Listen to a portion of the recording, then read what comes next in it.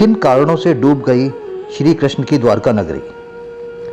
श्री कृष्ण की द्वारका नगरी के जल विलीन होने की कई पौराणिक कथाएं प्रचलित हैं।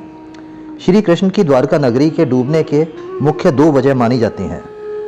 चलिए जानते हैं इनके बारे में।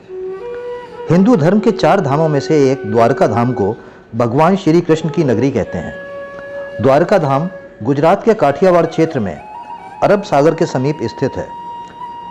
आज इस बात के पूर्ण साक्ष्य भी प्राप्त हुए हैं।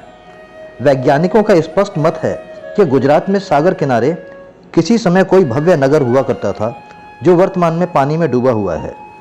यहाँ से कई ऐसी वस्तुएं भी बरामद की गई हैं जो इस बात का पुख्ता प्रमाण है कि पानी के नीचे आज भी द्वारिका नगरी के अवशेष शेष हैं। पहला कारण, गांधारी का श्राप।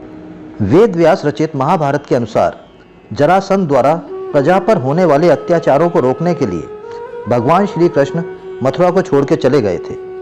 श्री कृष्ण ने समुद्र किनारे अपनी एक दिव्य नगरी बसाई। इस नगरी का नाम द्वारका रखा। माना जाता है कि महाभारत के 36 वर्ष बाद द्वारका नगरी समुद्र में डूब गई थी। महाभारत में पांडवों की विजय हुई और सभी कौरवों का नाश हो गया था। इसके बाद जब युधिष्ठिर का हस्तिनापुर में राज तिलक हो रहा था, उस समय श्री कृष्ण भी वहां मौजूद थे।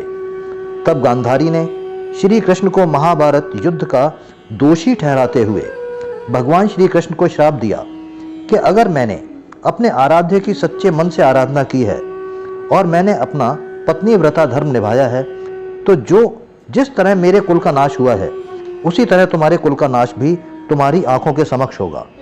कहते हैं इसी श्राप की वजह से श्री कृष्ण की द्वारका नगरी पानी में समा गई। दूसरा कारण, ऋषियों का श्राप। एक अन्य पौराणिक कथा के अनुसार एक बार महर्षि विश्वामित्र देवऋषि नारद द्वारका गए। तब यादव वंश के कुछ लड़के ऋषियों के साथ उपहास करने के प्रयोजन से श्री कृष्ण के पुत्र सांब को स्त्री वेश में ले गए और ऋषियों से कहा कि यह स्त्री गर्भवती है, आप इसके गर्भ में पल रहे शिशु के बारे में बताइए कि क्या जन्म लेगा। ऋषियों ने अपना अपमान होता देख श्राप दिया कि इसके गर्भ से मूसल उत्पन्न होगा और उस मूसल से समस्त यदुवंशी कुल का विनाश होगा। उसके पश्चात सभी यदुवंशी आपस में लड़कर मरने लगे थे। सभी यदुवंशियों की मृत्यु के बाद बलराम ने भी अपना शरीर त्याग दिया था। श्री कृष्ण पर किसी जरा शिकारी ने हिरण समझ के बाण चला दिया था, जिसे भगवान श्री कृष्ण देवलोक चले गए। उधर जब पांडवों को द्वारका में हुई अनहोनी का पता चला तो अर्जुन तुरंत द्वारका गए और श्री कृष्ण के बचे हुए परिजनों को अपने साथ इंद्रप्रस्थ लेकर चले आए। इसके बाद देखते ही देखते पूरी द्वारका नगरी रहस्यमयी तरीके से समुद्र में समा गई।